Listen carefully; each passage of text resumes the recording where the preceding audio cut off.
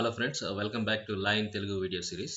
ఈరోజు వీడియోలో మనం క్రిమినల్ రూల్స్ ఆఫ్ ప్రాక్టీస్ 1990లోని రూల్ 54 గురించి తెలుసుకోబోతున్నాం. సో ముందుగా మీకు ఒక ఎగ్జాంపుల్ చెప్తాను, తర్వాత రూల్ ఎక్స్ప్లెయిన్ చేస్తాను. దొంగతనం చేసిన నేరం కింద ఒక వ్యక్తిని అరెస్ట్ చేశారు అనుకుందాం. ఏ అనే వ్యక్తిని అరెస్ట్ చేశారు. రైట్, అతని అడ్వకేట్. అతనికి 17 ఇయర్సే, సో అతనికి 17 సంవత్సరాలు మాత్రమే అని చెప్పి అతను ఆర్గ్యూ చేస్తున్నాడు అనమాట. రైట్.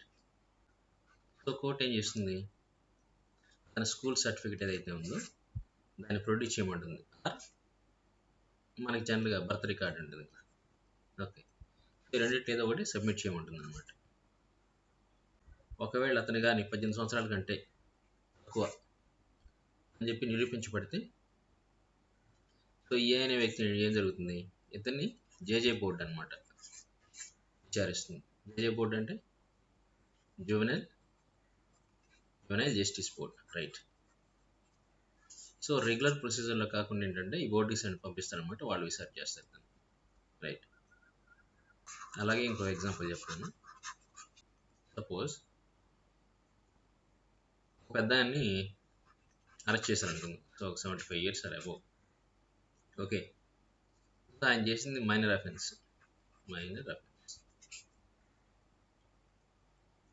ఇప్పుడు కోర్టు ఏం చేస్తుందంటే, సో ఇతని అడ్వాన్స్డ్ ఏజ్ ఏదైతే ఉందో అండ్ అతని హెల్త్ కండిషన్ ఏదైతే ఉందో వీటిని పరిగణలోకి తీసుకుంటుంది అనమాట. సో అతని advanced age and health condition ఇప్పుడు బిఫోర్ డిసైడింగ్, సో ప్రొబేషన్ పంపించాలా లేదా జైలు శిక్ష విధించాలా లేదా ఫైన్ ఇంపోజ్ చేయాలని కన్సిడర్ చేయడంలో అతని యొక్క ఏజ్ని మరి అతని హెల్త్ కండిషన్ పరిగణలోకి తీసుకుంటుంది అనమాట. రైట్. సో ఇప్పుడు నేను చెప్పిన రెండు ఉదాహరణల్లో కూడా కోర్టు ఏజ్ని ఎందుకు పరిగణలోకి తీసుకుంటుంది? కోర్టు ఏజ్ని ఎందుకు పరిగణలోకి తీసుకుంటుంది?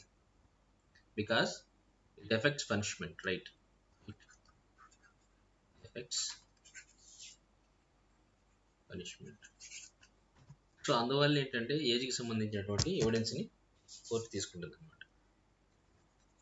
ఏజ్కి రిలేటెడ్ ఎవిడెన్స్ ఏదైతుందో తీసుకుంటుంది. అవసరమైతే ఏజ్ విషయంలో మెడికల్ ఎక్స్పర్ట్ ఎవరైతే ఉంటారో వాళ్ళ ఒపీనియన్ కూడా తీసుకుంటుంది అనమాట. రైట్. సో ఇప్పుడు మనం మెయిన్ రూల్ చూద్దామండి.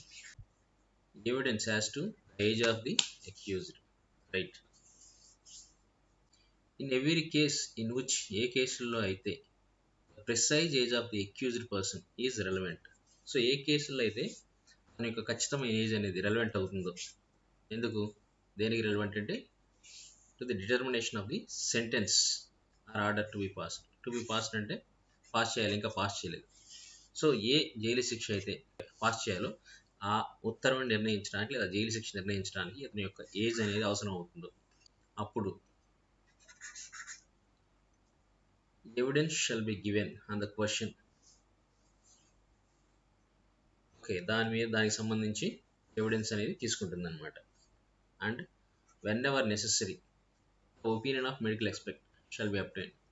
ఇంకా సరిపోలేదనుకుంటే ఇంకా అవసరమైనప్పుడు ఒక మెడికల్ ఎక్స్పర్ట్ నుంచి కూడా అభిప్రాయం సేకరిస్తుంది అనమాట ఆ విషయంలో. రైట్. సో ఇక్కడ ప్రధానమైన విషయం ఏంటంటే ఆ శిక్షణ కానీ ఏదైనా ఉత్తర్వును కానీ ఇవ్వాలనుకున్నప్పుడు అతని యొక్క ఏజ్ అనేది ముఖ్యమైనదిగా కనిపించినట్లయితే కోర్టుకి ఆ ఏజ్కి సంబంధించినటువంటి ఎవిడెన్స్ని తీసుకుంటుంది అనమాట. రైట్.